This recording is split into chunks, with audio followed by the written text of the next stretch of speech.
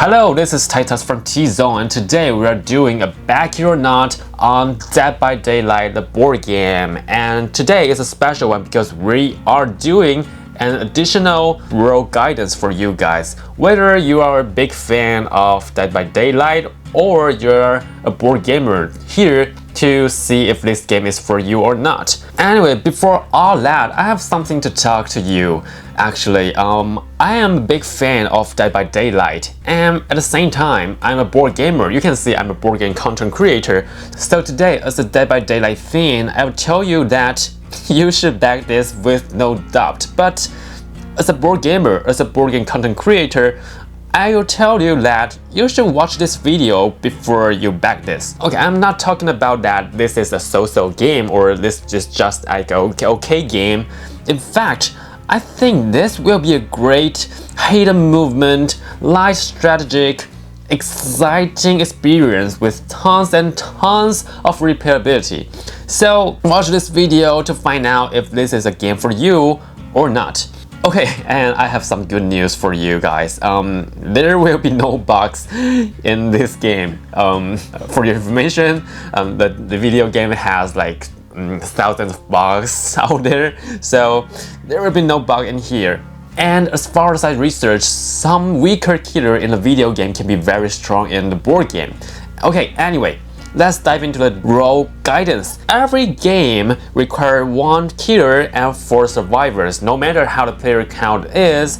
So the best player count is clearly 5, but 3 and 4 is still available in the rule book, and which is like 1 or 2 players controlling 2 survivors. But actually, I think 2 is available. It's like you can definitely use the 3-player role into 2. It's just gonna be a little bit fiddly because 1 player controlling 4 characters is blah. Okay, in Dead by Daylight, the board game, every survivor and killer has 3 different perks instead of 4 in the video game. It's like this. Okay, look at the Dwight. We have 3 perks, not 4. If you don't know that, perk is basically abilities. That sounds more like board game. And survivors will gain 2 blood points, the killer will gain 4 blood points in the beginning, and then we can start the game. Okay, so each round contains 4 phases. The first is the planning phase. In planning phase, survivors need to play 1 movement card and the killer need to play 2 movement cards. So let me introduce the movement cards. We have 4 different types of these cards, which is here, I believe. Okay, here we go. Okay, so we have red for crouch, blue for sneak, green for sprint, and yellow for vault. These 4 are for survivors. And about a killer will have another one, which is the brown one. This is wait. Okay, after that we will get to the second one, which is survivor act phase. Survivors reveal movement cards and start their turn in turn order. So we will have a first player marker to check about who is the first player and he or she start a turn. You must move along the matching path to any connecting space. Like this one, Dwight played the vault, so he moved from here to there. And then you need to flip over face down prop when entering a space like this. He reveal the generator here, and after that interact with a reveal prop or another survivor in your space. For example, like this Dwight, he can interact with the generator, and how to repair it, right, is rolling a dice. And a normal dice has 1 failure, 4 success, and 1 great success. So it's basically the skill check. In this case, you are repairing the generator, so if you failed, you add no progress to the generator and the killer will gain 1 blood point. If you succeeded, add 1 progress to the generator and great for 2 progress.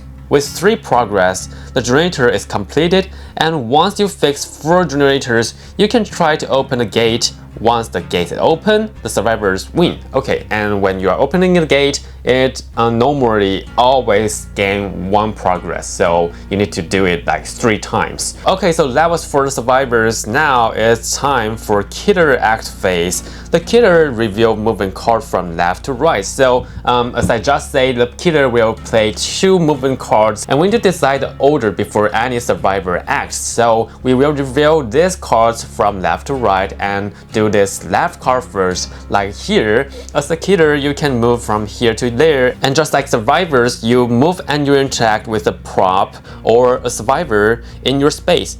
Interacting with the survivor means you wound them or knock them down. If they are healthy, just like this, wound them and give them the wound ring. If they are already wounded, knock them down and carry them to a hook immediately. Note that if you carry them too far, Lankey roll dice for each space you carry them. Max is 4, and if they get a grade from any of these dice, they can escape from you immediately. And besides, you can use your killer ability instead of interact with anything.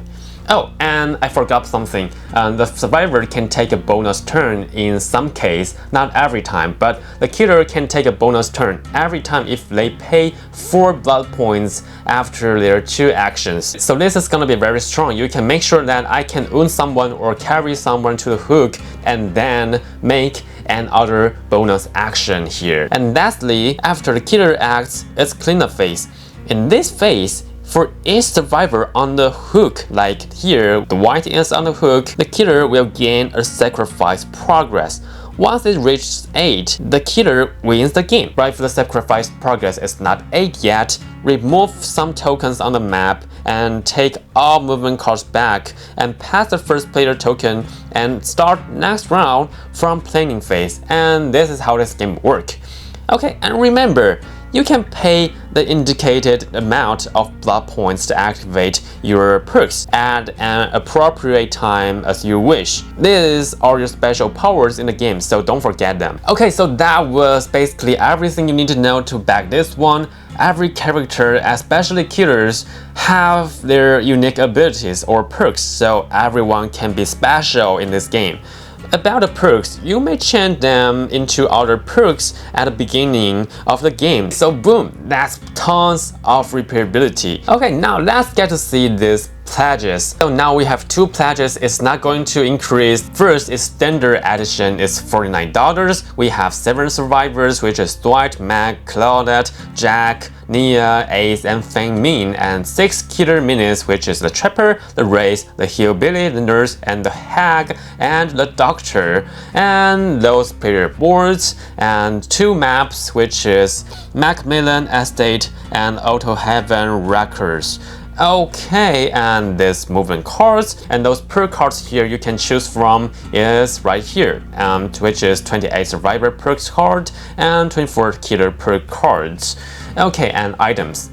Okay, and another pledge level is collector's edition, which is $99, and we will have 17 survivors. Wow! So without the original 7 of them, we will have Adam and David, Elodie, Felix, Jean, Yunjin, Kate, Yui, Jeff, and Zarina. And we will have 16 killers minutes plus 1 victor minutes, which is the Trapper, the Wraith, the Hillbilly, the Nurse, the Hag, the Doctor, and additionally, the Huntress, the Cloud, the Spirit, the Legion, the Plague, the Oni, the Deathbringer, the Blight, the Trickster, and the Twins with Victor. And that's not all, we will have 5 hook minutes, which is like this, and 8 generator minutes. This is 9 centimeter tall. That's quite tall, right? Anyway, we will have more perks from here and even more game board. We will have 4 maps, which is Macmillan Estate and Auto Heaven Wreckers. We just say that, and Crotus, Preen, Asylum, and Ormond. More, we have 48 survivor per cards and 44 killer per cards. That's tons of cards. Okay, so that's basically everything we need to know before we get into the 5 points on back or not. So let's get to this. The first point is the mat board looks unattractive. Actually, I mean, it's true that they look bad. They kind of look bad in the prototype.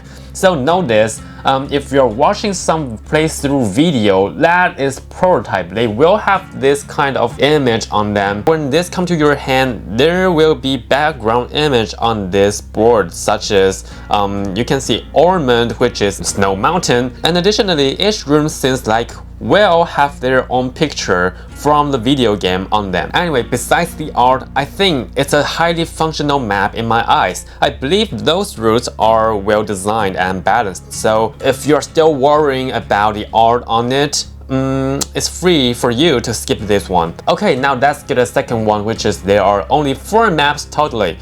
In the collector pledge, which is what we are looking at now, we will get totally 4 maps. And to be honest, it's not quite an amount, right? The replayability in this game is provided from the characters and those perks and who you play with. So if you care about the variety of the maps, you can think about backing this. But still, there are tons of replayability here. We have like if you are matching every killer and every survivor, and the survivor can group up in any order. So this is more than if you only play 16 killers once for each. It's 16 plays. So I think the value is here. We'll talk about this later. Anyway, let's get to the third point, which is depends on luck more than the video game. In this game, we will use the dice many times, and basically it's skill check. It will be used when we are repairing or healing each others, so this requires some imagination actually. You will need to imagine that you made a great skill check and boost the progress of the generator, or missed the skill check so couldn't completely heal your allies. Because this is a board game and we usually use dice for skill check in board games, we don't have a screen or a computer here. But in my opinion, this is already very much like the video game. But if you don't like this, you still can think about this again. Okay, now get to the fourth point, which is this is a light experience. This is a hidden movement game, but even so, this is still very light. Basically, due to the dice rolling, due to some random stuff, and our hidden movement is not completed hidden, we will show up ourselves on the map and move around that, which can be a pro for you actually. But if you're trying to find a game like Mind Management or some heavier hidden movement game, this one might not be the one. Okay, so now let's get to the point 5, and this one is if you are not a fan of the video game. This game is based on the video game. However, this will provide you tons of fun experience even you don't know the video game. But, okay, this is a big but. This is still more like a fan servicing game, which means fans of Dead by Daylight can enjoy this more than who is not. So if you're not a fan of the video game, you can think about this again. Okay, that was my 5 points to help you out on backing this or not. Let me make a final thought on this one. This is a light hidden movement game and more like a party game, just like the video game, okay? Dead by Daylight, the board game, provides you tons of replayability, especially if you back the collector pledge. Oh, by the way, I highly recommend everyone backing this game. Just go for the collector's pledge. It definitely holds value even with shipping, because the shipping is not that expensive. In United States, we will have like $24. It seems like a fine price. And think about that. Each killer match with survivors in any combination, in every combination, and you can even change the perks for more replayability. And the miniature for the hooks and the generators bring you to the world to Dead by Daylight better than just tokens. So I recommend collector's edition more than the normal regular edition. Okay, so again, this is a party game in very simple role with tons of replayability. This is 100% back for me, but know that maybe not for you. So this was the video for today. I hope you enjoyed this one. I hope this video helped you out about backing this or not. And I love Dead by Daylight, so I backed this already. But you can think about this again before pushing the button on supporting them. Okay, so this is for today, and I hope you enjoyed this one, and I will see you in the next one. Bye!